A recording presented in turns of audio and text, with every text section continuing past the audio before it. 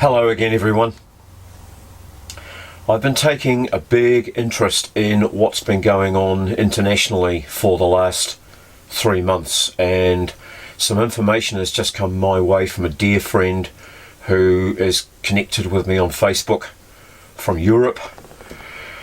My friend is a statistician who works for the government.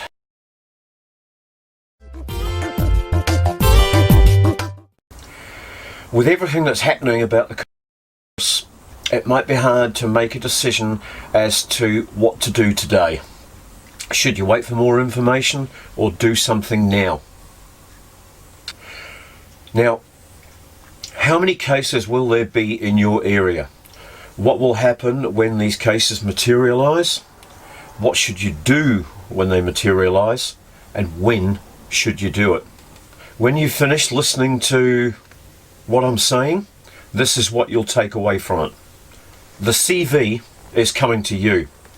It's coming at an exponential speed. Gradually at first, and then suddenly. In a matter of days, maybe even a week or two. When it does, your healthcare system will be overwhelmed. Your fellow citizens will be treated in hallways. Exhausted healthcare workers will break down, some of them will die. They will have to decide which patient gets the oxygen and which patient dies. The only way to prevent this is social distancing, today, not tomorrow, today. That means keeping as many people home as possible, starting now. You might have fears today. What if I overreact? What if people laugh at me? Will people be angry with me? Will I look stupid? Won't it be better for others to take action and then do what they do? But in 2 to 4 weeks, the entire world will be in lockdown. There's a few precious days for you to act. If you act now, the social distancing that you have enacted will save lives. They will thank you for making the right decision. Okay, let's do this. How many cases of CV will there be in your area? Now in chart 1, total worldwide cases of CV.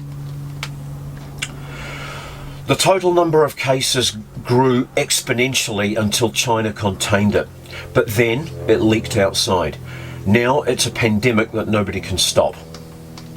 As of today, this is mostly due to Italy, Iran and South Korea. There are so many cases in South Korea, Italy and China that it's hard to see the rest of the countries when they're all put together on one chart. But let's zoom in to that bottom corner of the chart and just get some details. There are dozens of countries with exponential growth rates. As of today, most of them are Western. If you keep up with that type of growth for just 1 week, this is what you get. If you want to understand what will happen or how to prevent it, you need to look at the cases that have already gone through this. China, Eastern countries with SARS experience, and Italy. Now this chart that I'm showing you now is one of the most important charts. It shows in orange bars the daily official number of cases in the Hubei province. How many people were diagnosed on that day? The grey bars show the true daily CV cases. Crucially, these weren't known at the time. We can only figure them out by looking backwards. What this means is that the orange bars show you what the authorities know and the grey bars show you what's really happening. On January the 21st, a number of newly diagnosed cases in orange is exploding. There are around 100 new cases. In reality, there were actually 1,500 new cases that day, growing exponentially, but the authorities didn't know that. What they knew was that suddenly there were 100 new cases of this new illness brought to their attention. 2 days later, authorities shut down Wuhan. At that point, the number of diagnosed daily new cases was 400. Note that number. They made a decision to close the city with just 400 new cases in a day. In reality, there were 2,500 new cases that day, but they didn't know that. The day after, another 15 cities in Hubei were shut down. Up until January the 23rd, when Wuhan closed, you can look at the grey graph. It's growing exponentially. True cases were exploding. As soon as Wuhan shuts down, these cases slowed down. On January the 24th, when another 15 cities were shut down, the number of true cases, again in grey, grinds to a halt.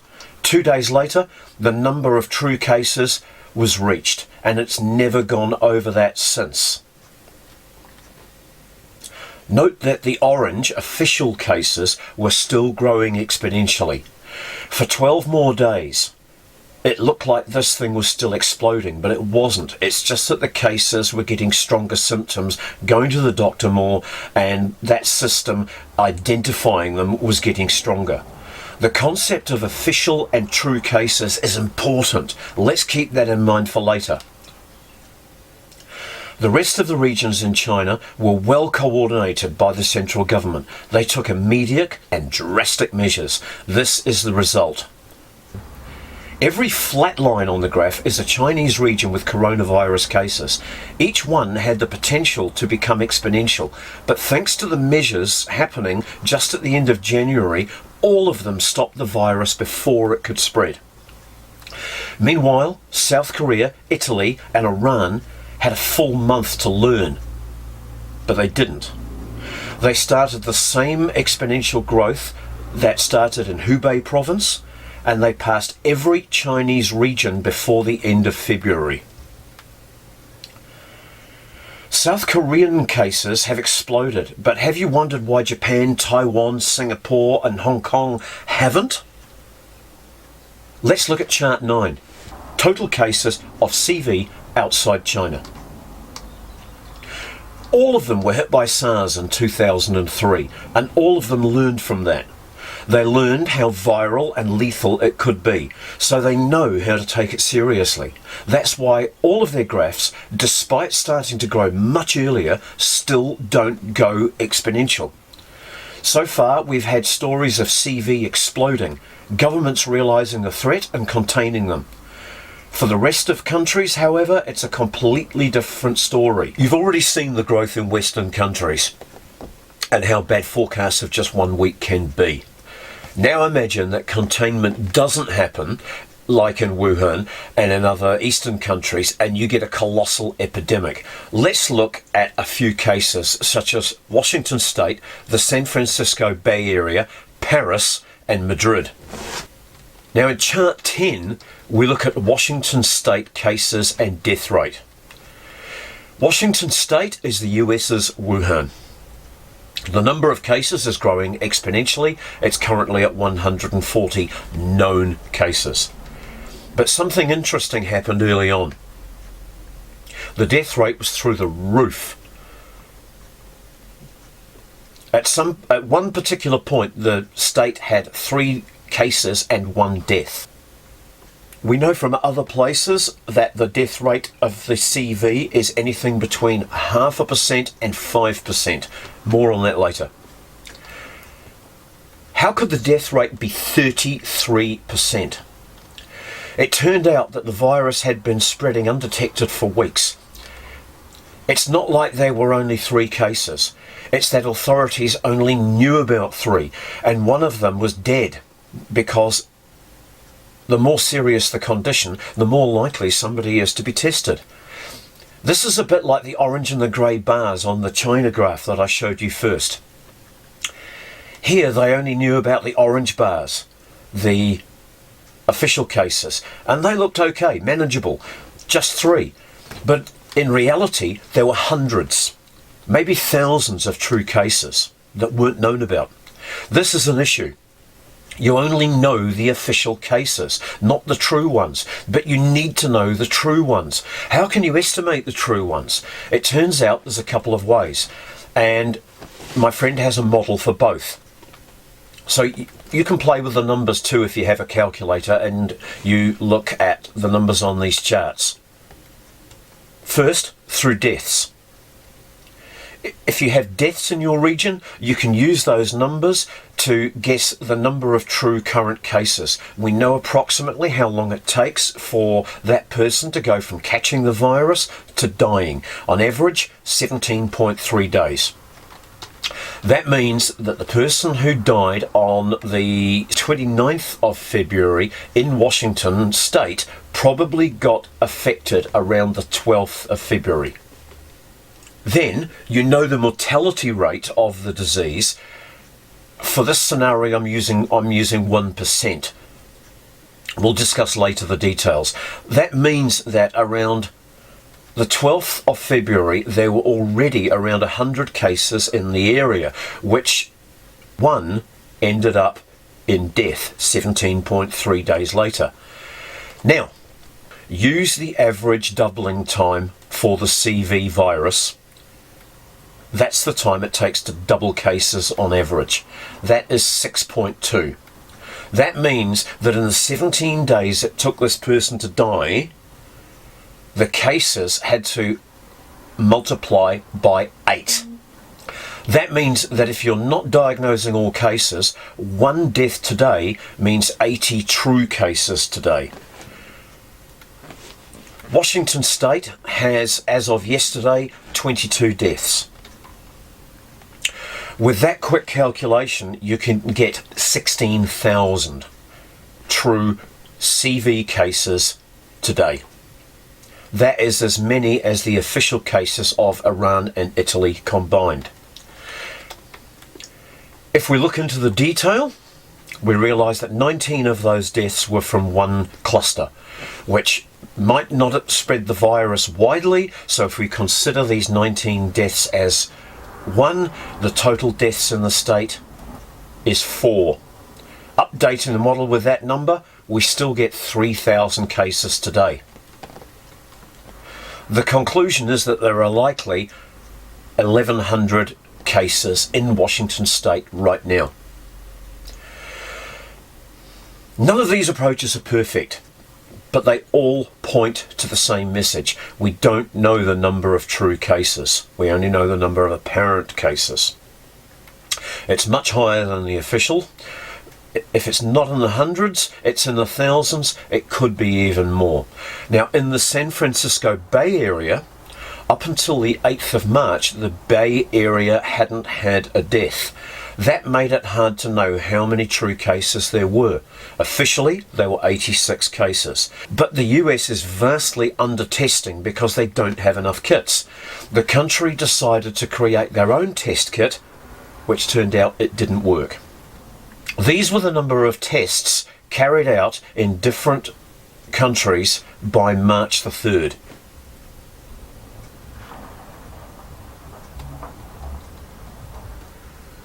Turkey, with no cases of CV, had 10 times the testing per inhabitant than the US. The situation is not much better today, with 8,000 tests performed in the US, which means 4,000 people have been tested. For the Bay Area, they were testing everybody who had travelled or was in contact with a traveller, which means that they knew most of the travel-related cases, but none of the community spread cases. By the time they had 86 cases, the percentage of them from community spread was 86%. 86 cases and 86% is just a coincidence. With that number, you can calculate the number of true cases. If the Bay Area has 86 cases today, it's likely that the true number is 600. In France and Paris, France claims to have 1,400 cases today and 30 deaths. Using the two methods that I've just mentioned, you can have a range of cases between 24,000 and 140,000 cases. Let me repeat that. The number of true cases in France is likely to be between 1 and 2 orders of magnitude higher than it's officially reported. Don't believe me? Look at the Wuhan graph again. Look at the difference between the orange and the grey. If you stack up the orange bars until the 22nd of January, you get 444 cases. Now add up all the grey bars. They add up to 12,000 cases. So when Wuhan thought it had 444 cases, it had 27 times more. If France thinks it has 400 cases, it might well have tens of thousands. The same math applies to Paris itself. With 30 cases inside the city, true numbers of cases are likely to be in the hundreds, maybe thousands. With 300 cases in the Paris region, total cases in the region might already exceed tens of thousands. Let's have a look at Spain and Madrid. Spain has a very similar numbers to France. 1,200 cases versus 1,400, and both have had 30 deaths. That means the same rules are valid. Spain has probably upwards of 20,000 true cases already. With 600 official cases and 17 deaths, the true number of cases is likely to be between 10,000 and 60,000. With this number of cases, Wuhan was already in lockdown. And if you're telling yourself, well, Hubei's just one region, what about the rest of China? Let me remind you that Hubei has nearly 60 million people. Bigger than Spain, about the size of France. What will happen in our countries is easy to know, because we already have this happening. The best two examples are China and Italy. The World Health Organization, WHO, quotes 3.4% as the fatality rate. Around 20% of the cases will need hospitalization. 5% of the cases will require intensive care. And around 1% will require very intensive help, with such items as ventilators and oxygen therapy. The problem is that such items as ventilators and electrocardiograph monitors can't be produced or brought in at the click of a finger. So if you suddenly have 100,000 people infected in your country, many of them will want to go and get tested. Around 20,000 of those 100,000 will need hospitalisation, 5,000 will need the intensive care unit, and 1,000 will need machines to keep them alive. There simply aren't enough. Now that is without taking into consideration issues such as masks. A country like the US only has 1% of the masks that it actually needs. That means they only have masks for around 2 weeks in an intense situation. Countries like Japan, South Korea, Hong Kong and Singapore, as well as Chinese regions outside the Hubei province, have been prepared and have been able to give patients the care that they need. But the rest of the Western countries rather going in the direction of Hubei in Italy. So what's happening there? The stories that happened in Hubei and those in Italy are starting to become eerily similar 2 weeks down the line. Hubei built 2 hospitals in 10 days, but even then it was completely overwhelmed. Both countries complained that patients inundated their hospitals, but they had to be taken care of anywhere, in hallways, car parks, village halls and gymnasiums. Healthcare workers spent hours a day in a single piece of protective gear, sometimes all day, simply because there isn't enough. As a result, they can't leave the infected areas for hours. When they do, they crumble, dehydrated and exhausted. Shifts don't exist anymore. People work until they can no longer work anymore. Older doctors and nurses are coming in from retirement to help. People who have no idea about nursing are being trained overnight to fulfill critical roles. Everybody's on call. That is, until they become sick themselves. This is happening a lot. Because they're in constant exposure to the virus without enough protective gear, when that happens, they need to be quarantined for 14 days, which means they can't help for 14 days. Best case scenario, 2 weeks lost. Worst case, they die. The worst case is in the intensive care units when patients need to share equipment. This equipment can't be shared. When someone's plugged into it, they need to be on it. This means that the healthcare workers are having to decide who gets the ventilator and who dies. All of this is what drives a healthcare system to have a fatality rate of around 4% instead of 0.5%. If you want your city or country to be part of the 4%, don't do anything today. What you can do today is help flatten the curve. This is a pandemic. We've been calling it a pandemic for weeks. The WHO, the World Health Authority, have finally come out this morning and used that word, which is great because now things can be done. Some countries have been exemplary.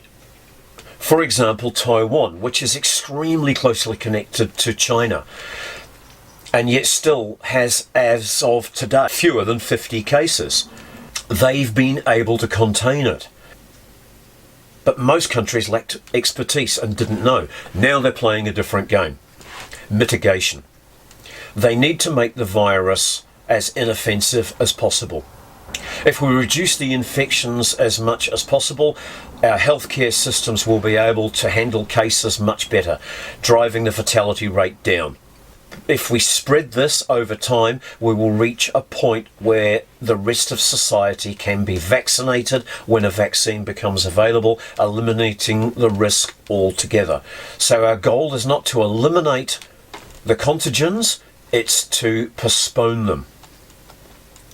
There's one very simple thing that we can do, and it works: social distancing. If you go back to the Wuhan graph, you'll remember that as soon as there was a lockdown, cases went down. That's because people didn't interact with each other. The virus didn't spread. The current scientific consensus is that the virus can be spread within 2 meters, 6 feet. Actually, people are finding out that that figure isn't correct, and it can spread up to 4 meters, 16 feet.